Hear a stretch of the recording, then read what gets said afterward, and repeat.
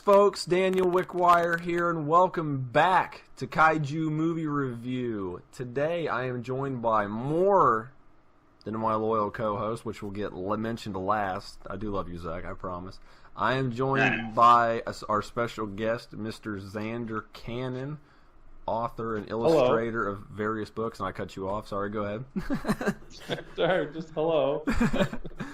And, of course, my lovely wife, Angela, who is here, who normally does the editing, but she's going to join us today because she made it happen. She made the magic happen today. So she arranged this. She did most of the work arranging this meeting. And, of course, my loyal co-host, Mr. Zach, which... I am here simply as a reader of Kaiju Max. So that's it. This is the only position in this entire video.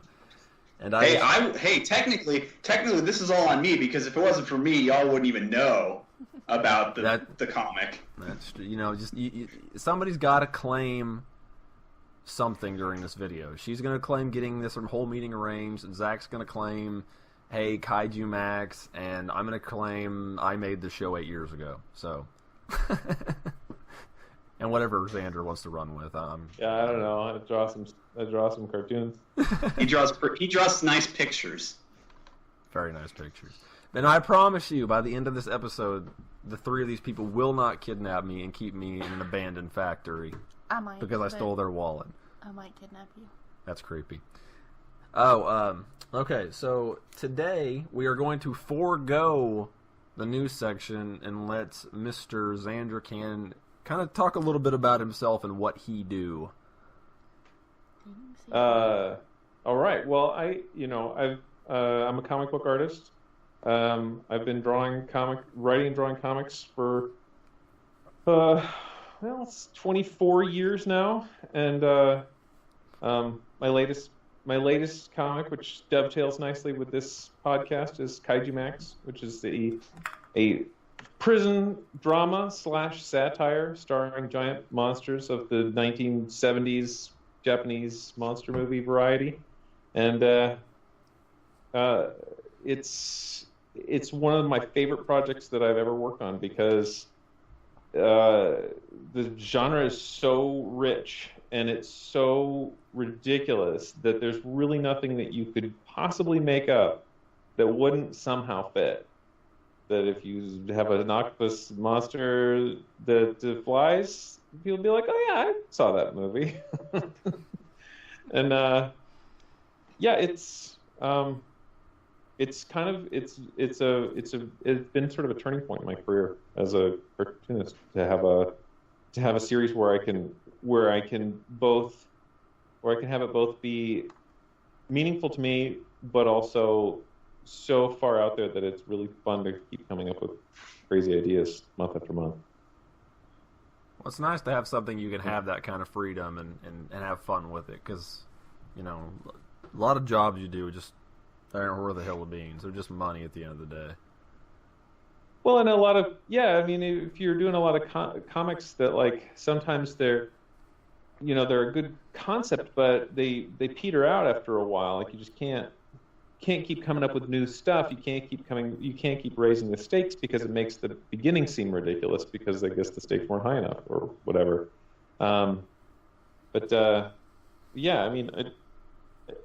And it's fun too to really say I think that by the time I pitched this series, there had been sort of a resurgence of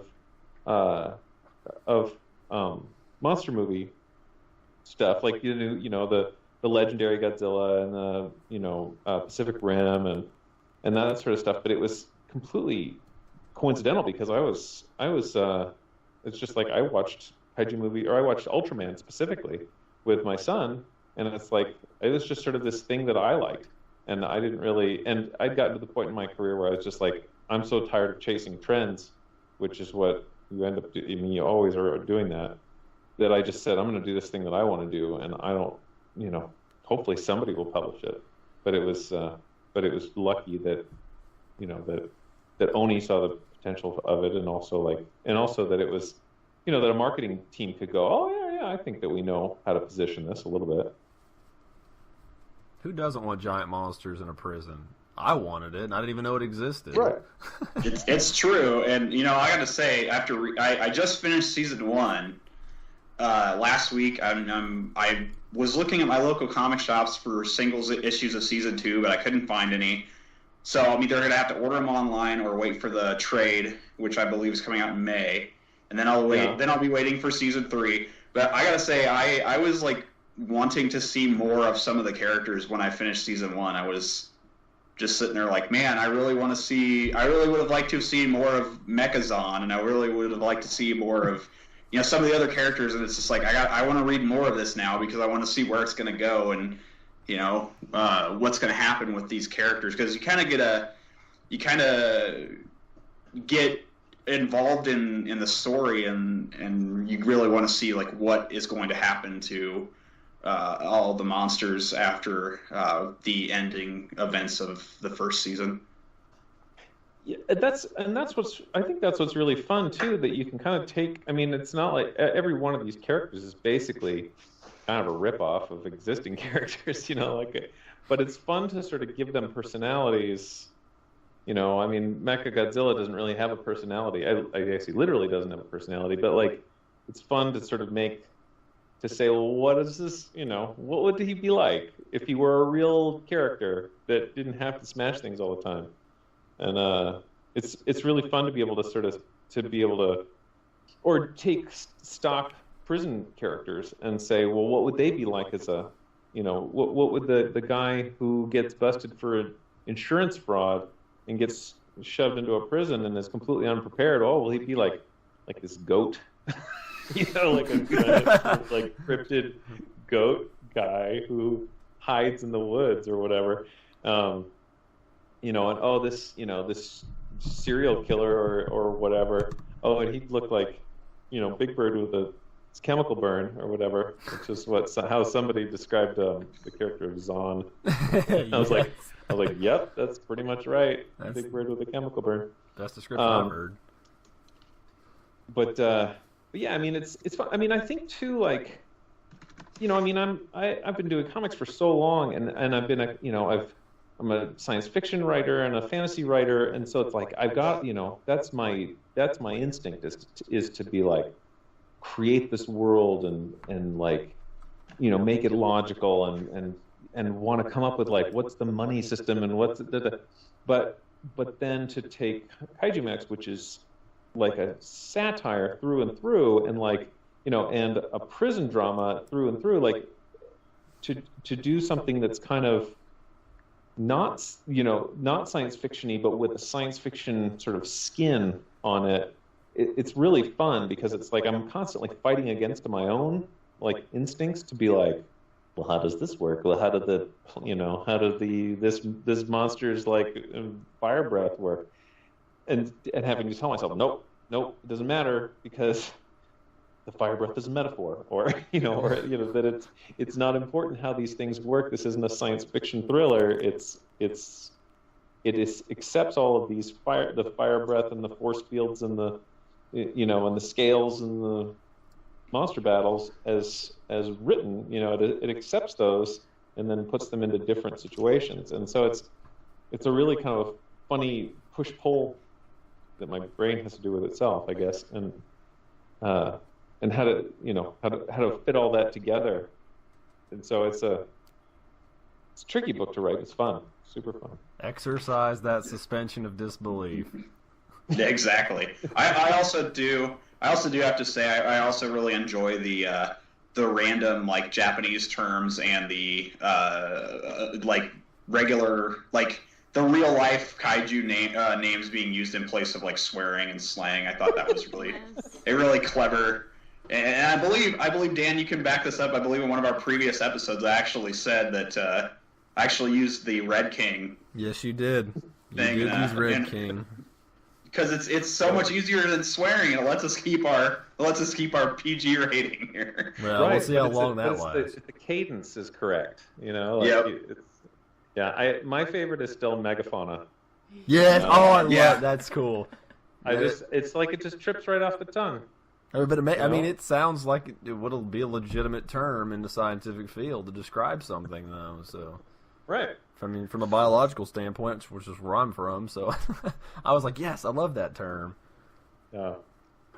Yeah, I think that, I mean, I think too, like, it, you know, and people have written letters and they're like, oh, it gets a little bit too, like, inside baseball with the you know, kaiju references. And it's like, and I kind of have to sort of feel like, sometimes I need to pull it back a little bit, you know, maybe make it not quite so hyper-referential.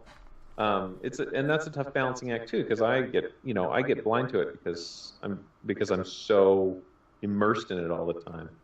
Maybe they need to watch more kaiju stuff. Maybe that's the problem. Yeah, clearly. I think that's the problem.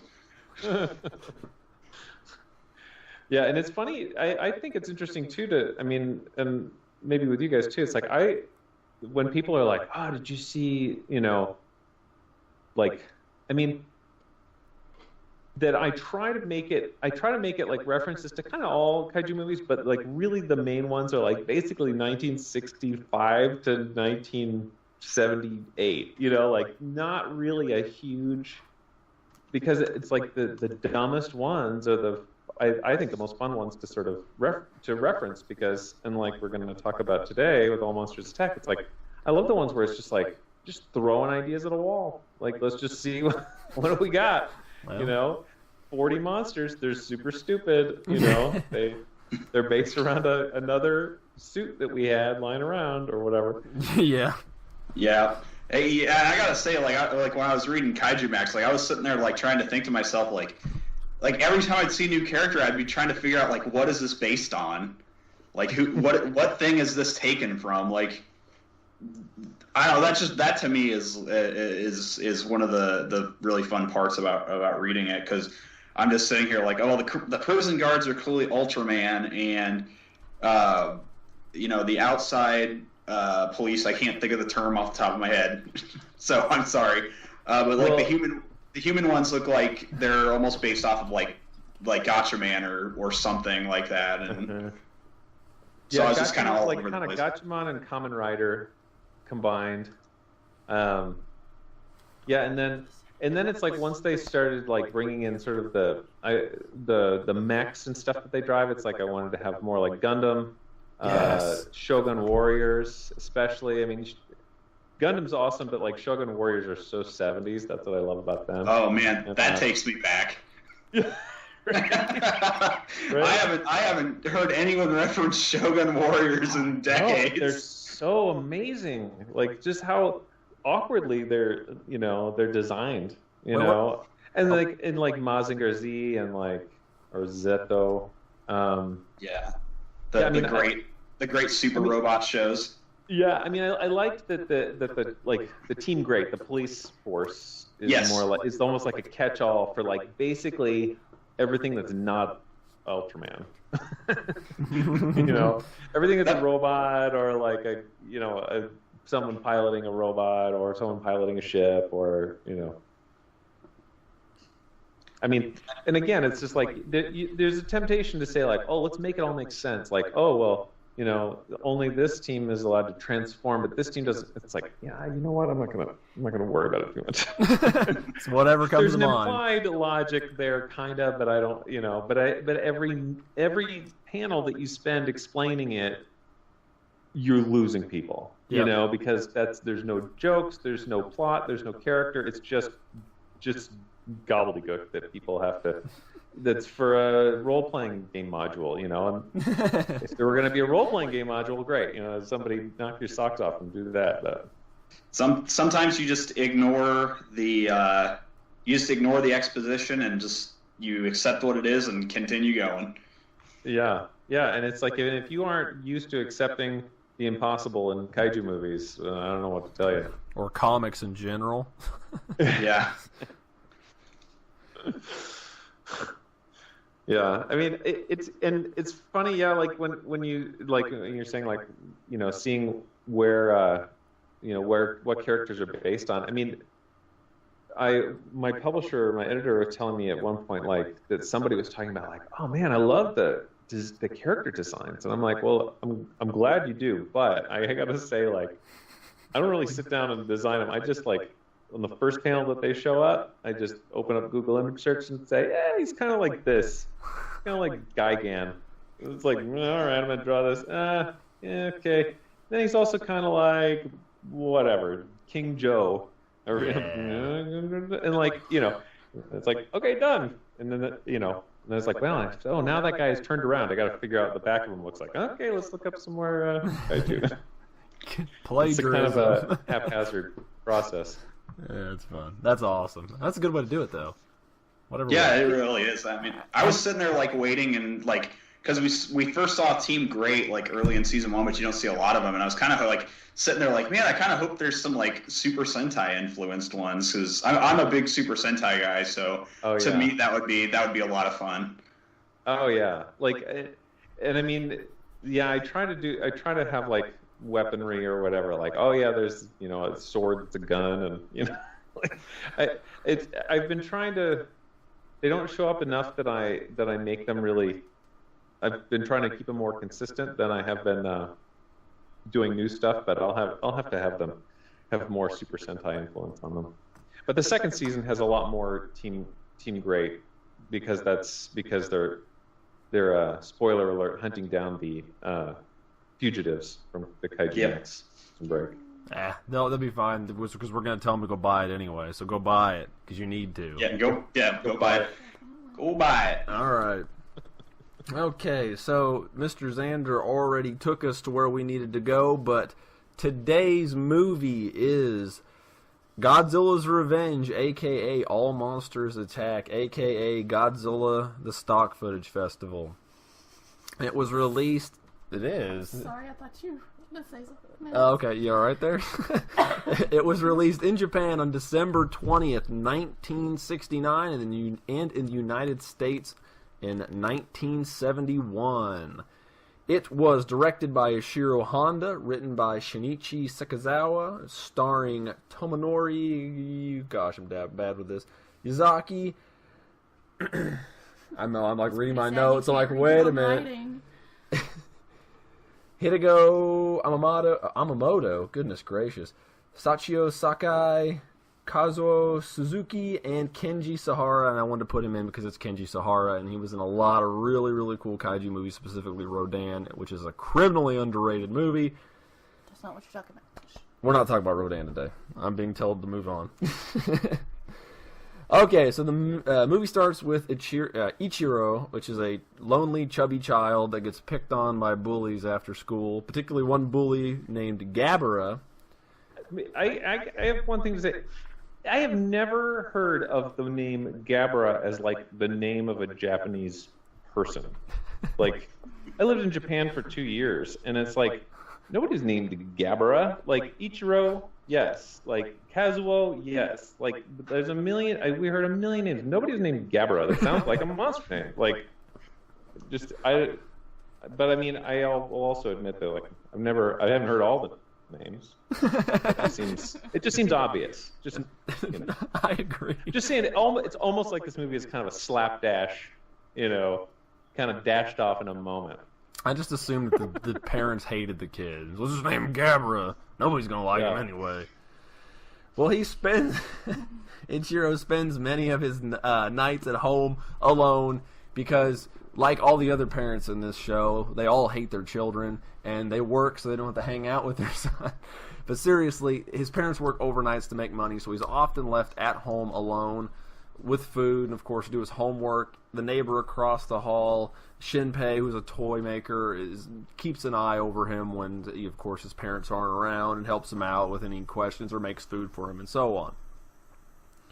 I also read that actor who plays Shinpei, the toy maker, this is his only role where he plays like a sympathetic character in like his entire career. Like, he was always a criminal or like a yakuza boss or like a murderer or something like that. Like, because he had this whole career as being a bad guy, and then he played this nice toy maker. And I guess he said he hated the process.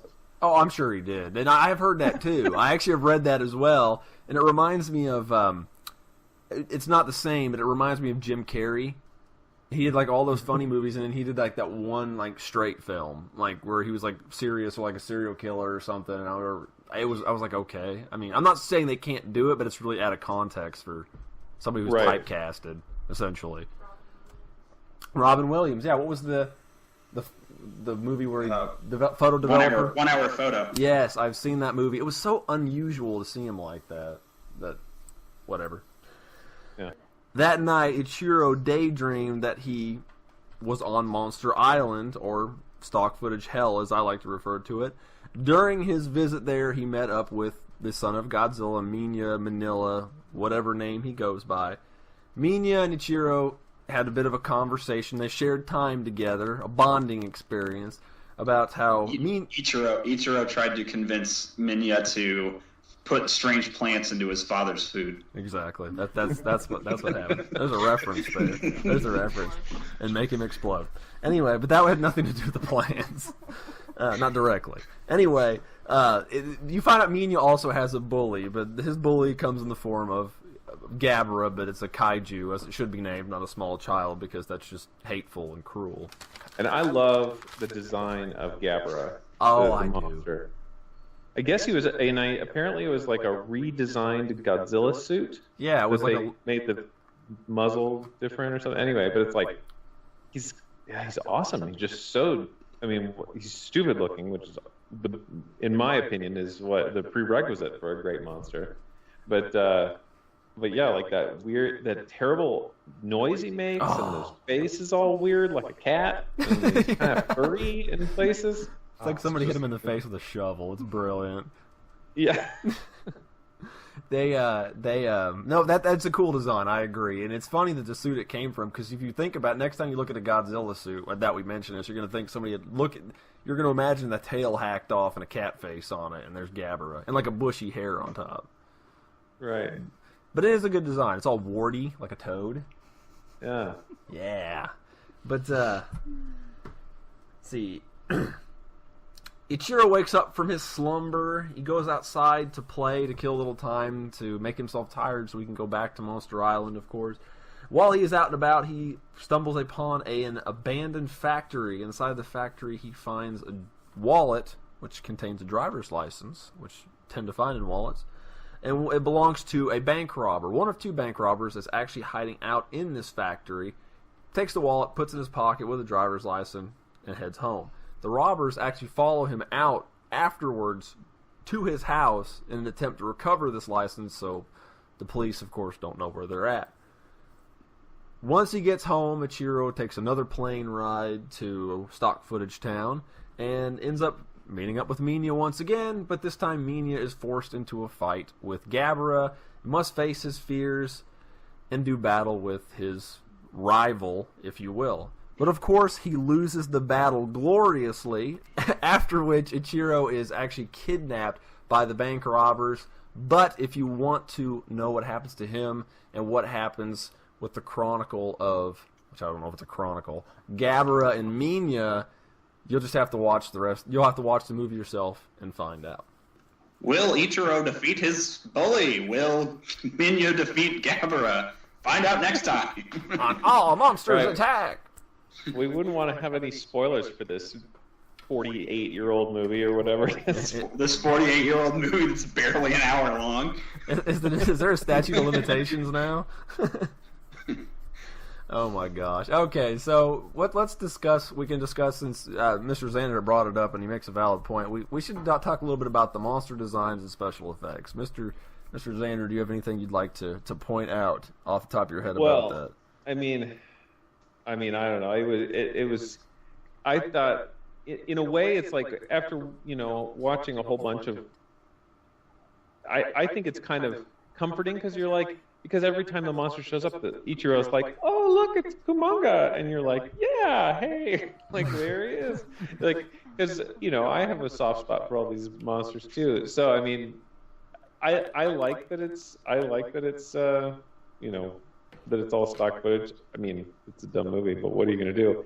The thing that I always really like about this stock footage movie is that, like, there's all this stuff in it that makes for a good set piece, but it doesn't make any sense because it doesn't tie into the movie. Like when the planes come and attack Godzilla, it's like, well, it's from I think Godzilla versus Ebirah. Yep. Or the Ebirah Horror of the Deep. And so they're like, they're like the militia of this island that we've established as evil. And so Godzilla knocks them out of the air and like blows them up. But in All Monsters Attack, it's like they're just planes, like the usual planes that attack Godzilla. And Godzilla's blowing them up, and the kid's like, "Yeah, kill the plane." It's like, "Hey kid, like don't you think you should ask some questions first? Like, who are these people? Why do they deserve to die?" Exactly.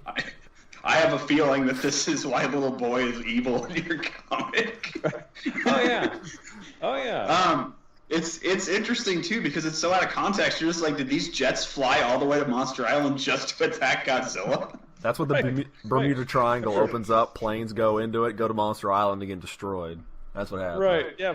A 4-hour flight and just hit the guns for like 2 seconds, and then you get knocked into the side of the mountain. Yes. Or the giant condor. Same movie out of nowhere. Well, it's such a tease too because it's like, hey look, there's Kamacuras. Hey look, there's Kamunga. Hey look, there's Gorosaurus. Hey look. It's like you're teasing all these monsters like Monda. This is what Monda's like second appearance in a Godzilla movie, and he had about as big of a role in both of them. About same for Gorosaurus. Yeah, he was there for 1 second, and it's like, okay, bye. It's like Baragon and Varn and Destroy All Monsters. Varn's like in the background, like, and that's it. That's all you get. I'm out of here. Oh man, that's good. No, It did lack some. It did lack King Caesar though, so I'm all angry over here. Well, it also predates that by 5 years. Shut up! We'll kind of push Don't that give me aside. your logic. We'll forego that What technicality. movie was that in? King Caesar? Oh, that was the first Mechagodzilla, I believe. Yeah, Right? 1974. I don't know if I've seen the original Mechagodzilla. Oh I've seen my Terror god. of Mechagodzilla. Oh my god. I know. You have It's to watch it. It's so good. That's my. And by Go ahead. and by good we mean it's like super just the word. off the wall and ridiculous. It is the best Yeah. dub in the world, and it is my favorite movie of all time, hands down. Oh, really? Yes. Yeah, I gotta grab that. I love Terror of Mechagodzilla. I put a character in the second season of Kaiju Max that's a reference to the Titanosaurus. Oh yes. Because I love that design. Like it's super creepy and weird. Like it's just so skinny and like has those fins and stuff. Does it So sound I like a have a- horse in the comic book? I mean, obviously you can't make the noise, but can you make write the horse noise in there? Well, yeah, and I had to name him. Instead of Titanosaurus, I named him Gigantoceratops. Yes. Oh, brilliant.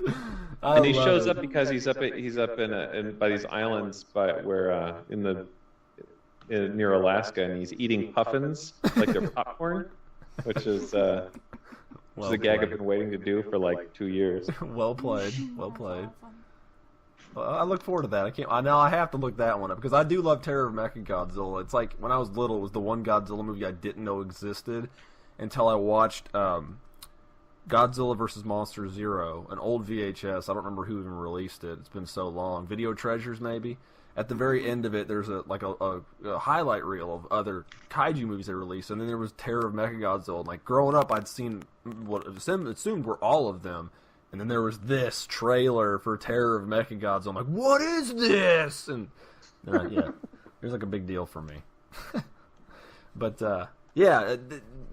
actually, the stock footage back at the film, the stock footage actually is like stock footage in movies like this make me so angry. Like I'm not as compassionate about you as it pisses me off to no end.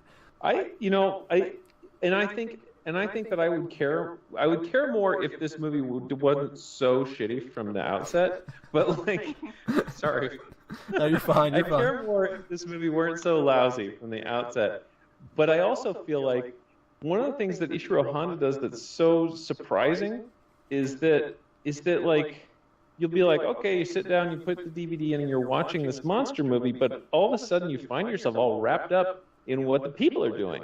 Mhm. Like, I felt that way about Rodan. I felt that way about Ebirah, which I'm not sure if he directed, but like, I felt that way about this one. You're like, oh, well, poor Ichiro, like he sure feels sad that his parents aren't around, and then you're like, oh yeah, right, I'm watching a monster movie. Like I kind of forgot, that. And I feel like, and so that's what I really liked about this movie, and it's especially when we had like a monster movie, weekend at my studio, and so my studio mates, we all brought our kids, and we played this monster movie. We played All Monsters Attack, and and I've always sort of like kind of chuckled up my sleeve, ho ho ho, what a dumb movie. But I mean, they were into it because 2 seconds into the opening credits, it's like it shows the footage of Godzilla like flipping Gabra over his shoulder, and then Godzilla like suplexing Ebra or whatever he does. And these kids were like, yeah, this is the best. and that gave me a whole new appreciation for it, which is like, you put in Gojira in the slow burn to get the monster, and they'd be like, off to dreamland. But I love that, everyone's like, this monster movie is for kids, and it's like, yeah, it's for kids. It rules as a kids movie. Well, yeah, it's all about perspective. Exactly what they want. Yeah, it's about perspective, man. I mean, that's the problem. Is I do the same thing. I judge these harshly. I do it with the Gamera movies and everything. But I like to step back and remember how I felt about them as a kid. Yeah, it's kind of funny. Like I'm kind of the opposite of you, Dan, because when we were young, this was like my least favorite Godzilla movie. And I have to say now, as a 32-year-old man, child. Yes, as a 32-year-old man-child who loves Super Sentai, I am a big fan of. I'm a much bigger fan of this movie than I was when I was younger, because it's like Zander said, it's just harmless, goofy fun. Like, there's nothing offensive about this movie. This is the perfect movie to show your kids. Oh yeah. That's what it boils down to. Yeah, and surprisingly, like, keeps them interested. Like, usually when you show your kids lousy movies from the 70s, they ain't interested for very long because they're so slow, or they're so, their jokes fall flat. But it's like this one keeps you guessing so much because you're like, what on earth is going to happen next? Because there's no way of knowing. Yeah, they love it. Well, I mean, it's like you said, they catered to the correct audience when they did this, and they actually did this film as a. In 1969, they had the Toho Champion Matsuri, and it was the Toho Champion Festival. They actually was an attempt to help make money because, of course, during the 60s, towards the end of the golden age of kaiju films, theaters were closing. A lot of theaters were closing in Japan because of television. More people were watching TV, and I'm sure it may have happened in the United States, but I couldn't be bothered to research it, but because it's not relevant to this. But anyhow, it was their film festivals where they'd show anime and science fiction movies and stuff for kids and short movies, and this actually premiered there during that in 1969. So it was an attempt to have festivals and more grand, make it a bit more grandiose about going to see a movie than just sitting at home and watching TV. So it's kind of neat that they did that. Didn't they? I think that's where Daigoro was. I think that maybe Daigoro was at one of these, since we had reviewed that at one point. That's a goofy kids movie. I mean, that's a really goofy kids movie. I don't know if you want your kid watching it. It might scar him for life. I don't know if I've seen that one. Daigoro, no. There's nothing wrong with Daigoro versus Goliath. It was just not for us. No, it wasn't. I didn't grow up with it either, so I can judge it as harshly as I like. Honestly, we don't advocate it because of course the show, but it's on YouTube. You can watch it for free. It was never released here. It's not licensed, so you can watch it on YouTube. It was made in the early 70s. But go ahead. Sorry. Yeah, none of these. It's funny because I never really watched any kaiju movies when I was growing up. They were just a little bit harder to get, and I mean, when I was like a little kid, it's like we didn't really even have a VCR. You just kind of catch things on TV, and it's like I would rather have rather watched like the old Superman shows or whatever, and I just never was into Godzilla. But I remember seeing Beast from 20,000 Fathoms. Yes.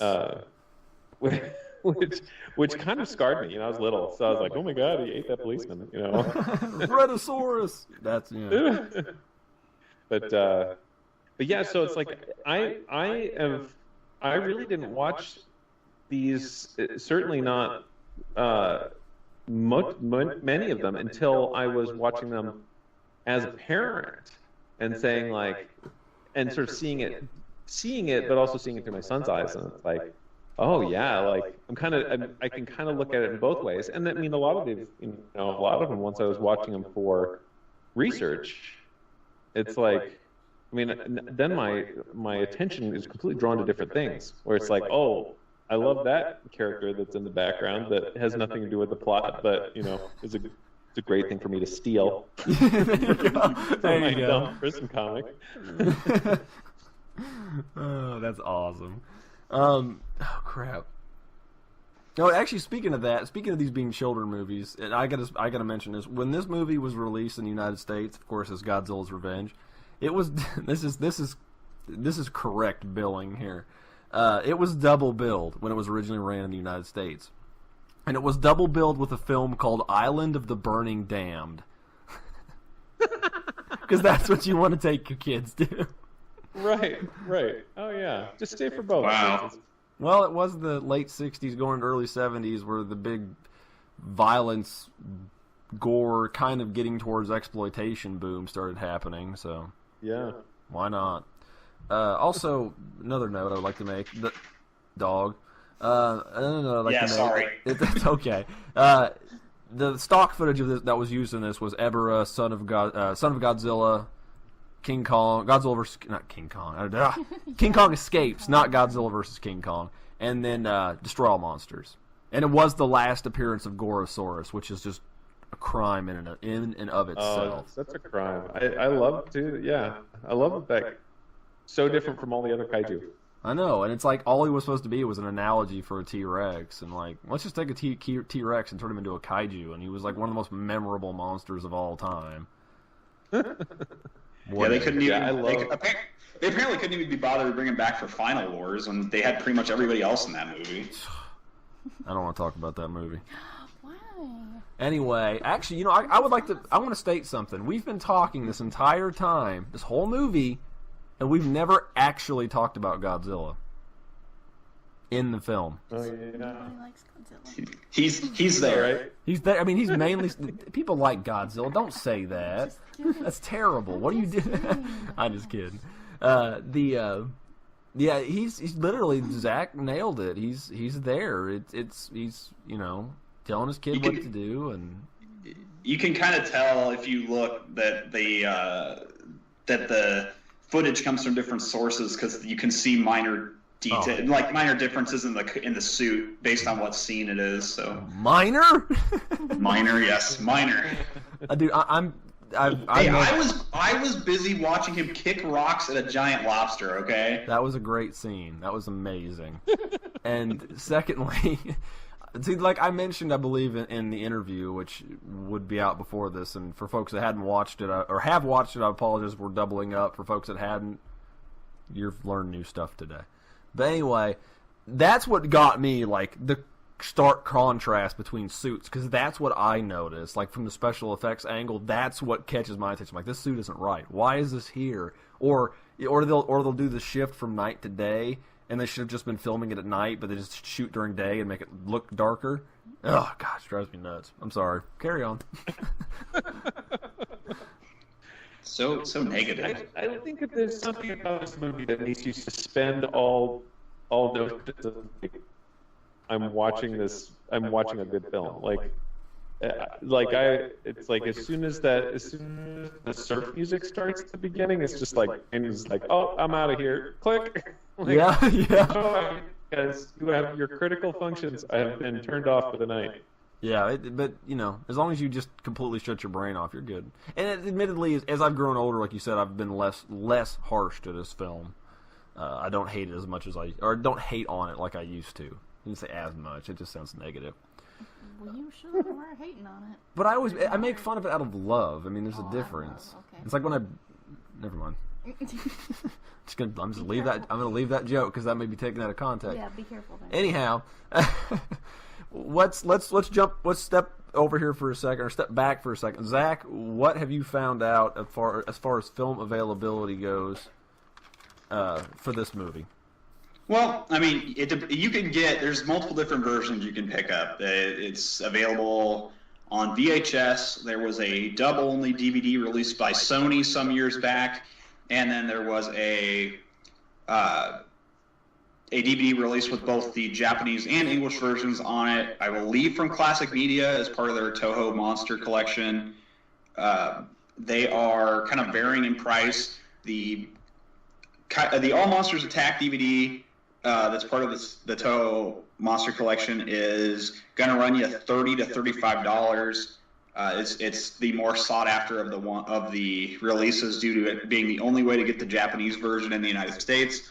The old Sony DVDs you can get for under $10, and ditto for the old VHS releases. Well, I only looked at what was available DVD-wise. I didn't see much on Amazon for VHSs.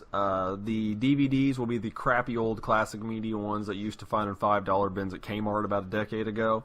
Those range, I've seen them from about $3 to $10. The really good Classic Media in the silver foil clamshell kind of case, that was about $27. And unfortunately, it's been out of print for a while. It's a really good version. And they just need to release these on Blu-ray in the States, please. I want to have them.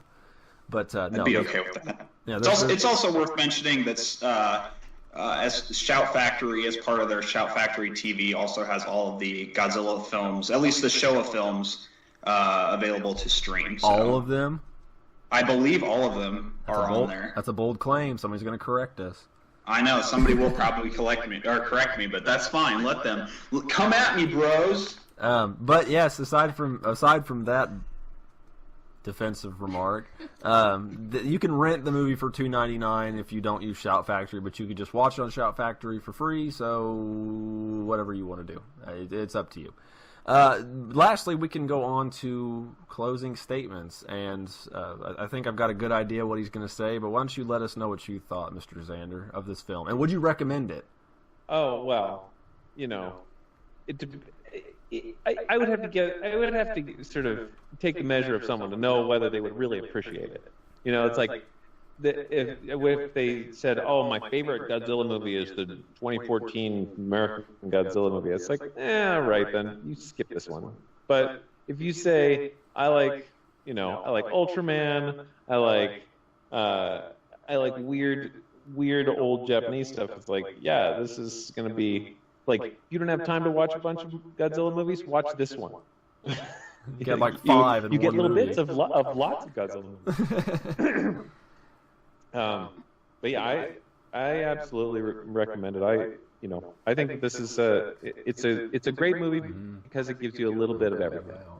Well, let's see. That's what about you, dear? What do you think of it? It's been only 8 years since you watched it. What do you think of it? I can't say it's been 8 years, but it has been pre my brain not working anymore. Pregnancy will do that to you. And it's a proven fact. Kids will do that to you as well. I've never been pregnant, but I can just assume. Well, you already had poor. Oh yeah, mine was ruined long ago. Wait. But from what I can remember of it, yes, I would recommend it. What about you, Zach? I got to echo what I said earlier. The movie's harmless fun. I mean, I actually enjoyed watching it this time. All the monster stuff takes place in Ichiro's dream, so it's kind of excusable that it's just kind of all over the place. As far as the non-dream stuff, like a lot of the stuff with the bank robbers is super slapsticky. So if you're into that sort of thing, I mean, it's enjoyable. Like I said before, it's a great movie for the kids. It's harmless. It's harmless fun. I mean, if you got an hour to burn and you have nothing better to do, just watch this. And one thing I think is interesting about it, though, is that it teaches a terrible lesson about bullies. Yes, it does. Yes. Stand up to those bullies, and they'll be your friend. Well, no, stand up to the bully for a second, but then pull a prank on an adult and make him look like a fool, make all the bullies laugh, and then you're their friends. And make your dad act as a scapegoat for you so you can escape. Right. It's so stupid. It's like, I'm glad it's sort of so muddled that you don't even really notice it, but it's like that is like goes out of its way to give you the worst possible lesson. Well, apparently there was supposed to be an alternate ending to it, where it was supposed to have like Ichiro's mom, like him running off, and her like, oh gosh, like crying, like because she doesn't get spend time with her kid, which would have been a way more somber ending, which I can see why they took out. So they would just leave the raising a delinquent part in. I just don't leave your children at home by themselves; they'll be delinquents and drug dealers or something. I was confused by it as well. But I would say I would agree with the whole audience here, or whole audience, but the whole staff here. I do like the movie. I think it's for the right kind of person, as Mr. Zander said. Kids love it. Let them watch. It's a good introduction to Godzilla if they don't want to be bored down with older stuff, where if they don't want to deal with the sci-fi, if they just want to watch a fun movie. This is a good one, or Son of Godzilla is another good one, but I think this is a better entry point if you just want something fun and goofy for your kids. And if you've never watched Godzilla, if you've never watched it, I'm curious how you stumbled upon this, and if you did, welcome. But yeah, definitely check it out. Like I said, I don't judge as harshly as I used to on this film, and it's good, harmless fun. Definitely a good time. Anyway, we will make for our closing statement, since we all seem to enjoy this film. Mr. Zander, do you have anything you would like to shout out at the end of this? Well, not really. Go buy Kaiju Max if you like stupid monster movies from the 70s and harsh prison movies from the 70s. And you wondered why they never put them all together. Well, somebody did. Yeah, somebody had to take that burden. You're like Atlas. You had to bear that weight. And yourself, Mr. Zach? As always, you can find me over on Twitter at CultureZact. It's culture with a K. And you can find my writing on pro wrestling and video game content over at cultureshock.com. And I think that's all I got to plug this week. I think I'm going to go buy me one of those little Electrogore plushies. Ah, dang it. We need to get one of those. Yes, go buy one of those too. Yeah. We Love Fine has Electrogore plushes. He has a little knife. I seen the little shank. I love it. Yeah. Get him in the kidneys. And like the crack in his neck and the torn off antenna. Yeah. Shayna Targos and I. She's a sort of a movie sort of costume designer. Designed the plush, and We Love Fine is distributing it. It's going to be at we're going to be at Emerald City, the Seattle convention, in about I don't know, maybe about the time this comes out, beginning of March, and we should have them there in San Diego and all those other big shows. Well, if you're ever in our area, let us know. We would like to meet you, sir. That'd be great. And as for me, I'm always here every 2 weeks with Mr. Zach doing Kaiju Movie Review. I'll put all the important links in the description below for anything relevant regarding the Twitter account, the Kaiju Movie Review Facebook page. And I would like to speak for myself and the other members of Kaiju Movie Review and thank Mr. Zander Cannon for joining us on this very special episode, talking about a very special Godzilla movie. So we do appreciate you, sir. Well, thanks for having me. I'm glad that I could speak up on my favorite Godzilla movie. In 2 weeks, and I know my schedule says Attack of the Carb Monster, but I'm going to assume that it's Attack of the Crab Monster. Oh no, the typo. Oh god. I'll never live that down. Maybe the Carb Monster and Random American Guy can be our running shtick. Well, I do love Random American Guy. The Carb Monster, you should watch out for him if you're gluten free. I'll tell you that much. Dun, dun, dun, dun, dun. Anyway, thank you guys for tuning in. We'll catch you all in 2 weeks.